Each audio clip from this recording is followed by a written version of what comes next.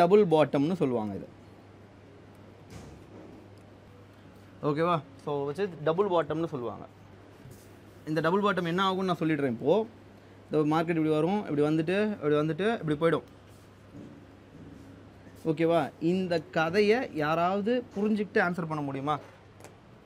இதுக்கு முன்னாடி இந்த மெத்தட் தெரியாமல் வெறுமனை பேட்டர்னை மட்டும் தெரிஞ்சவங்க எத்தனை பேர்? பேட்டர்ன் ட்ரேட் மட்டும் எனக்கு தெரியும், இந்த மெத்தடை நான் சொல்லித்தரல அப்படின்னா. இப்போ நான் இதுக்கு முன்னாடி ஒரு பிஓஎஸ் சோச்சுன்ற ஒரு விஷயம் உங்களுக்கு நடத்தலை அப்படின்னா, இல்லை இந்த வியூவில் இதை பார்க்கலாம் அப்படின்னு நான் சொல்லலைன்னா நீங்கள் என்ன நினச்சிருப்பீங்க?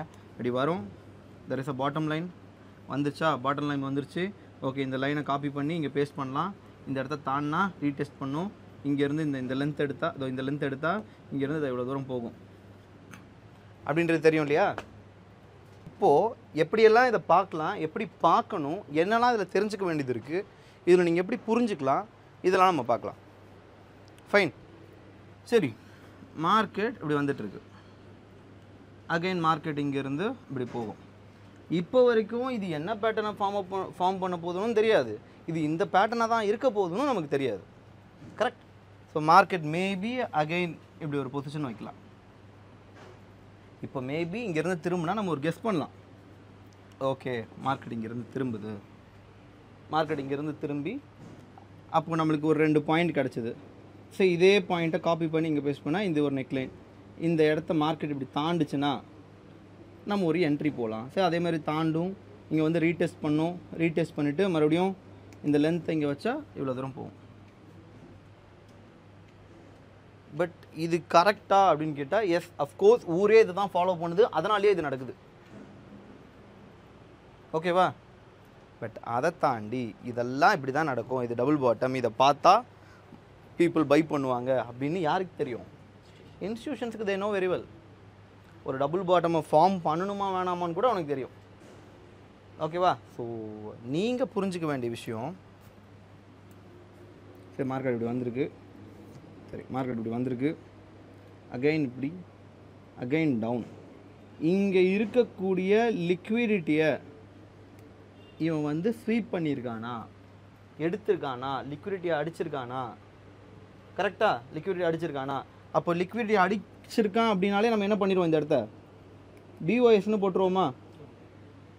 கரெக்ட். அகைன் மார்க்கெட் இப்படி திரும்பிச்சுன்னா என்ன போடுவோம், இதை சோச்சுன்னு போடுவோமா? கரெக்ட். அஃப்கோர்ஸ் என்ன மார்க்கெட் அகைன் ஒரு ரீடெஸ்ட் எடுத்துகிட்டு மேலே போகணும், ஒரு புல் பேக் எடுத்துகிட்டு மேலே போகணும், அவ்வளோதான். இதை தான் இந்த படமாகவும் மற்ற கன்ஃபர்மேஷனாகவும் இருக்குது. இது ஃபெயிலியரான மூமெண்ட்ஸ்லாம் எடுத்து பாருங்கள். நிறைய இப்படி வந்திருக்கும், அகைன் இப்படி போயிட்டு இப்படியே போயிருக்கும். இப்படி போனால் இது நம்ம சேஞ்ச் ஆஃப் கேரக்டர்னு எடுப்போமா? கண்டிப்பாக எடுக்க மாட்டோம். பிகாஸ் ஏன் கன்ஃபார்ம் கொடுக்கல. இந்த பாயிண்ட்டை தாண்டினா தான் இது பிஓஎஸ்ஸாக மாறும், பிஓஎஸ்ஸை தாண்டினா தான் இது சோச்சாக மாறும். கரெக்ட் தானே? அப்போது இதுவும் டபுள் பாட்டம் தான் பாருங்க,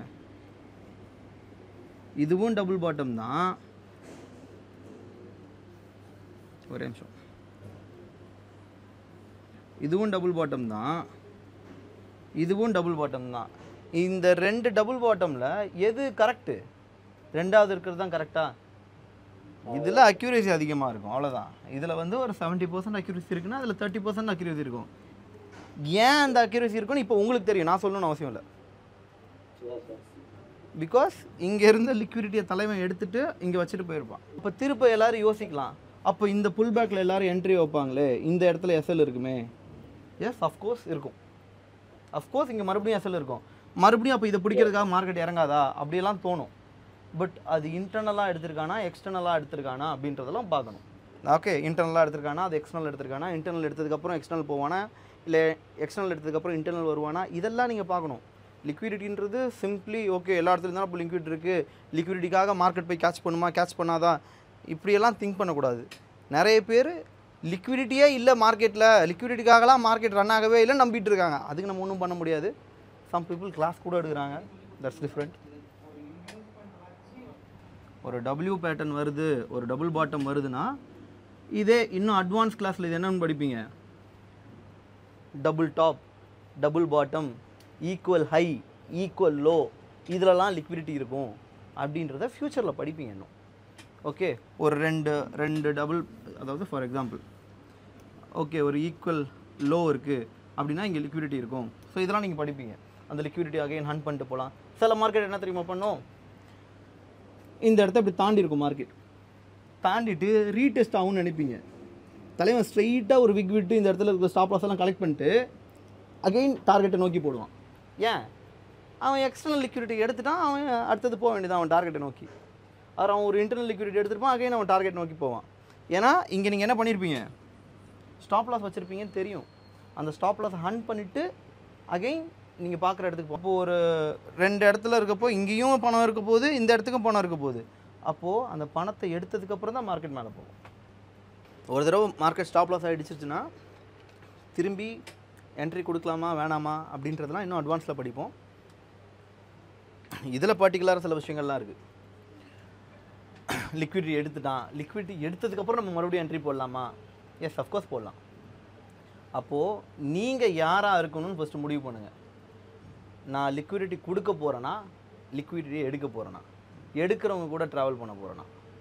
அப்போ நானே இன்னும் உங்களுக்கு புரிகிற மாதிரி சொல்லணுன்னா, என் ஸ்டாப் லாஸை நான் கொடுக்க போகிறேன்னா, நான் எல்லாருடைய ஸ்டாப் லாஸை எடுக்க போகிறேன்னா, அதுக்காக நீங்கள் இன்வெஸ்ட் பண்ணுற பணத்துக்காகலாம் ஸ்டாப் லாஸ் போய் அர்ன் பண்ண முடியாது.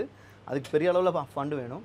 பட் அந்த பெரிய அளவில் ஃபண்டு வச்சுருவங்களுடைய ஐடியாஸ் கூட நீங்கள் என்ன பண்ண முடியும், ட்ராவல் பண்ண முடியும், அவங்களுடைய ஃபுட் பிரிண்ட்டை ஃபாலோ பண்ண முடியும்.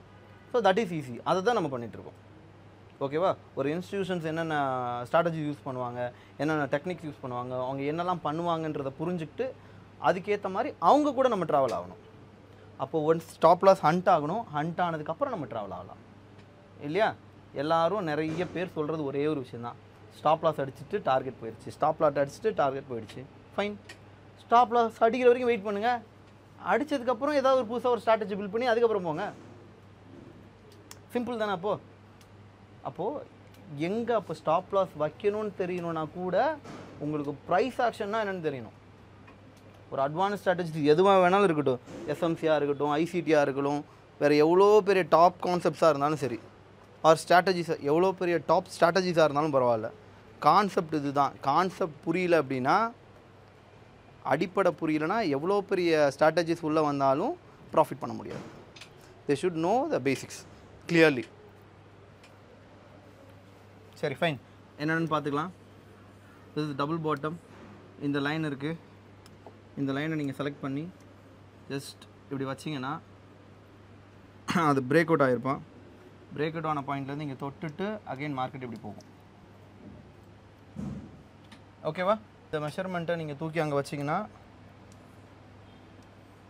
இங்கே வச்சிங்கன்னா இதான் உங்களுடைய டார்கெட். இது டபுள் பாட்டம். அப்படியே இது நீங்கள் திருப்பி போட்டிங்கன்னா தட் இஸ் டபுள் டாப். அவ்வளோதான். இது டபுள் பாட்டம் பேட்டர்ன், இது டபுள் டாப். ஸோ இது நெக் லைன், சாரி இது டாப் லைன். இந்த டாப் லைனை தூக்கி இந்த கழுத்துக்கிட்ட வச்சிங்கன்னா இது நெக் லைன்னு சொல்லுவாங்க. ஸோ இதை தாண்டிச்சுன்னா மார்க்கெட் இப்படி தொட்டுட்டு இப்படி ரிட்டன் கீழே போகும். இதுக்கு ஆல்ரெடி லாஸ்ட் செஷனில் பார்த்துருப்போம் இல்லையா? இப்படி போகும். ஒரு 10 கண்டிஷன்ஸ் படிச்சிருப்பீங்க. அது 10 கண்டிஷன்ஸ் மார்க்கெட் அப்ளை ஆகிருக்கான்னு பார்க்கணும். எல்லாத்துக்கும் சேம் கண்டிஷன்ஸ் தான்.